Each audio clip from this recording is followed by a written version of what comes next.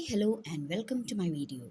Today, I will be discussing the story of the three suitors and Somprabha, one of the tales narrated by Vetal to King Vikramaditya. The same topic will be covered in Malayalam in tomorrow's video. All related videos are made into playlists, links of which are given in the description. Stories of King Vikramaditya belong to the genre folk tales since they originated as a part of the oral tradition of a particular region. They can also be called legends, just like the stories of King Arthur, since they are about a famous person who once lived. And just like Arthurian legends, there are factual as well as fictional elements in these. As I told before, this is one among the Vetal stories. These are legends of the king Chandragupta II of the Gupta dynasty, who is known as Chandragupta Vikramaditya, who is also familiar to us as King Bhoja, who had the famous nine jewels as his courtesans. The earliest reference to Vikramaditya is in Brihat Katha compiled by Gunadhyaya. Later, Somadeva Bhatta recounted some of those stories in his work Vetala Panchavimshati, which is known in Hindi as Betal Pachisi, meaning the 25 Vetal stories. These stories tell tales of daily life dilemmas that we face, the dilemmas that are universal across time and space. In these stories, the patience and wit of Vikramaditya, called as Vikram, is tested again and again by Vetal. We can see Vetal as the personification of fate itself. These stories inspire the readers to rethink about what we presume to be right and wrong. Though these are not moral stories, they are thought provoking and can be seen as advices for difficult situations.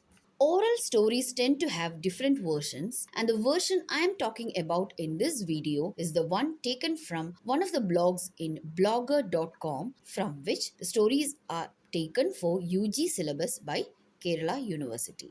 Now let's move on to the story itself, which is set in Ujjaini. It was then ruled by a demon.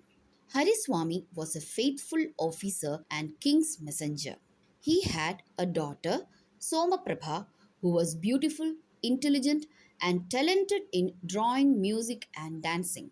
When she reached the age for marriage, Hariswami asked her preferences regarding her choice of husband. She replied that she would like to marry a man who is learned, an artist, as well as a valorous person. The demon who overheard this conversation exclaimed out loud that he is the most suitable groom for her. The scared parents decided to search a groom for their daughter as fast as possible. One day, when Hariswami was crossing a forest for his official purpose, bearing the gifts of the king to his neighbor, he was attacked by bandits. As a godsend, a valorous man emerged from the forest and rescued him from them. His name was Veer Singh. The happy father invited Veer Singh to his home to wed Somprabha. Meanwhile, the son of Pandit Sudarshanacharya of Ujjaini, who was a poet, went to Hariswami's home to recite a poem that he wrote, smitten by the beauty of Somprabha. The happy mother told his father to send his son to wed Somaprabha. At the same time, Somprabha's brother met a clever artisan who designed a biman, a flying chariot. He invited the intelligent artisan to come home and wed Somprabha. Interestingly, all three boys were told to come to Hariswami's home on the same day of Akshaya Tritiya. That day, all three of them came with procession to wed Somprabha. The demon heard about this and abducted her. The three grooms who arrived there decided to rescue her.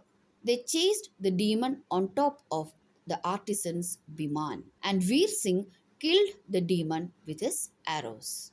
The four of them returned home. Now, all three prospective grooms, each with one of Somprabha's expected qualities, wanted her hand in marriage. Now comes the dilemma in Vetal stories. Here, the dilemma is Who among these three is the most suitable to marry Somprabha? Vetal asked this question and Vikram answered that it is Veer Singh. Only valorous Veer Singh is capable of protecting her and hence he is the most suitable groom. It is at this climax that you may come to doubt the universality of these stories, at least across time. Let me put it this way.